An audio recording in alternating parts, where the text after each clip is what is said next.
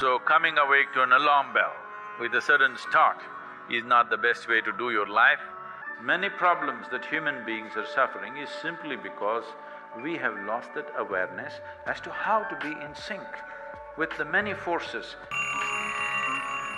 So what kind of sounds come awake to will determine the context of the day and the future of your life in many ways.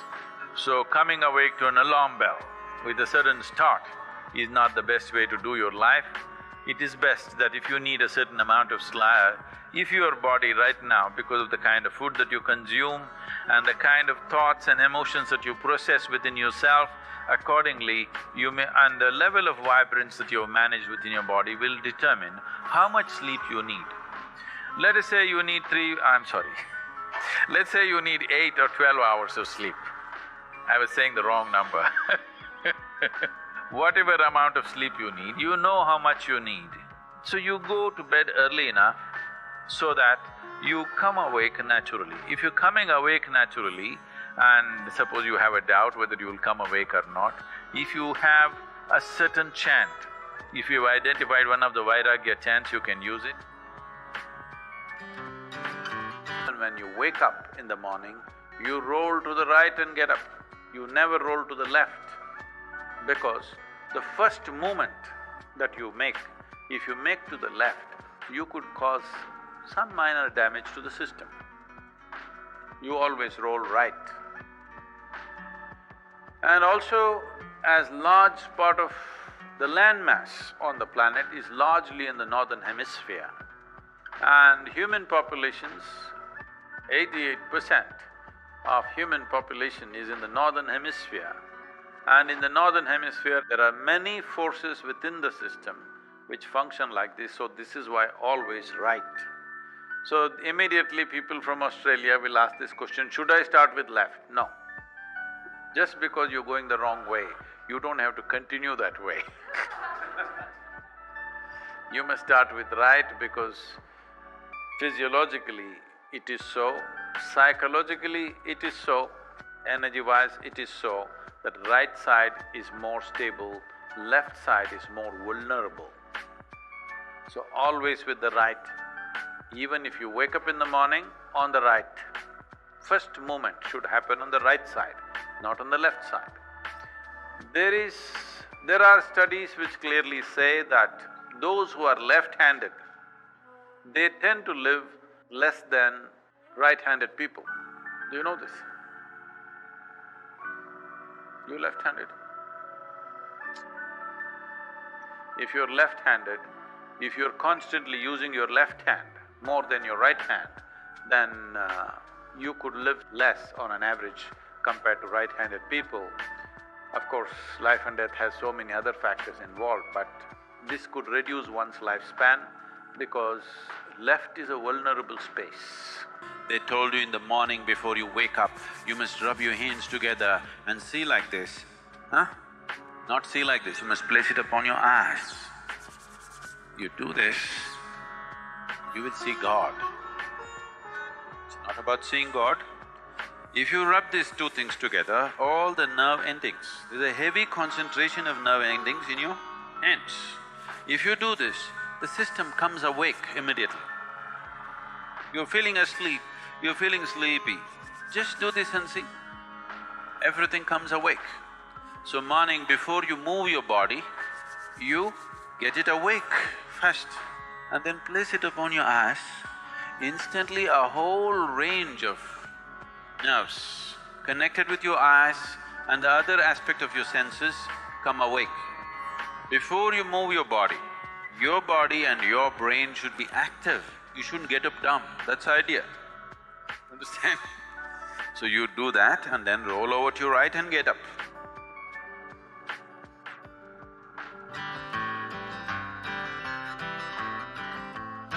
Today, if all of us go to bed, by tomorrow morning, nearly 250,000 people won't wake up.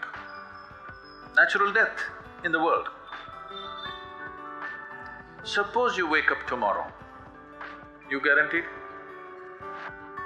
Have you come with a guarantee card? No guarantee card.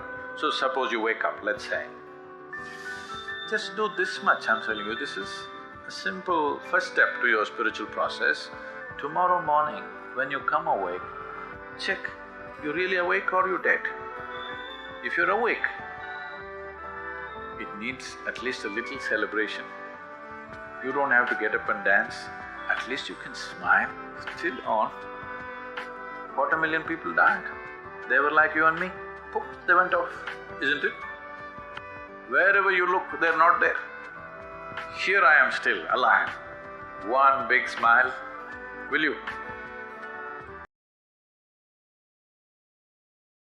Many problems that human beings are suffering is simply because we have lost that awareness as to how to be in sync with the many forces.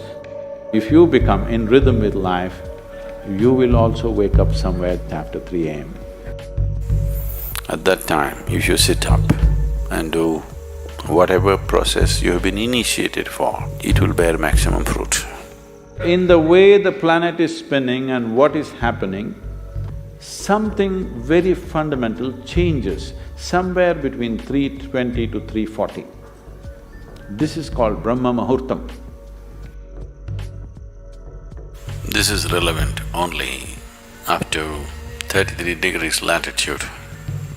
Your system, human system, functions in a certain way. It is a possibility. So, there has been an awareness about making use of this possibility. Your life is a product of many things that we call as the universe, many things that we call as existence. So we are a consequence of a certain phenomenal happening that we call as cosmos. We are not an individual existence. So when you get in sync, certain things will happen. You know, there's a cicadas in where we are in Tennessee, the US ashram, they wake up once in 17 years. Can you beat it? They know it is 17 years and they come awake and they breathe and they go back to sleep. They're keeping time once in 17 years, no alarm bell anywhere. Well, how is this? I'm saying they're in sync with nature. We have lost sync within nature and we think that is our nature. No. All the many ailments, many problems that human beings are suffering is simply because we have lost that awareness as to how to be in sync with the many forces which are making us who we are. So yoga is to bring that sync so that you are in rhythm with life. If you become in rhythm with life, you will also wake up somewhere just after 3 a.m. If you're conscious, suddenly a certain spark of aliveness will happen within you. Even if you're in deep sleep, you will come awake. This must happen to you. This means you're falling in sync with it. You're falling in sync with life. Wake up at 3:30, 4 o'clock in the morning and see everything is quiet. There are three kinds of people who want to stay awake in the night: yogis, rogis and bogis. Well, we'll start with the bogi, one who is looking for, you said extracurricular activity. We don't know what that is, I don't want to inquire into that, okay? Bogis are those who are pleasure seekers. For them, night is a conducive time. So they always… in the world, this kind of activity is called nightlife. Nightlife does not mean studying in the ISB, all right? Nightlife means being on the street and doing something else, whatever that is. And a rogi, somebody is sick, he cannot sleep. Inevitably, he stays up in the night because he cannot sleep. If he lies down, he will cough, he will do this, he will do that, so he will sit up. A yogi also sits up for a different reason altogether. So these are the three kinds of people: yogis, rogis and bogis. Which one are you? You must first determine. You're sure not a rogi? Between a bogi and a yogi, you must decide. Well, yogi need not necessarily mean you're sitting and meditating. You're studying, this is also yoga.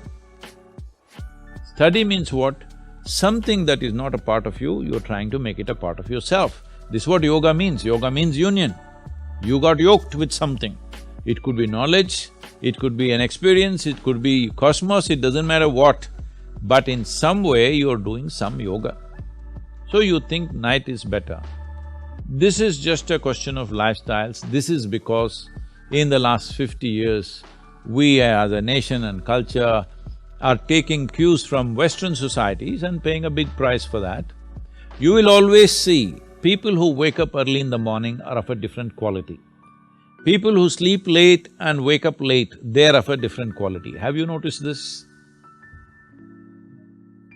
So, waking up early in the morning, you will see you will have a better sense of usage of time than sleeping late night.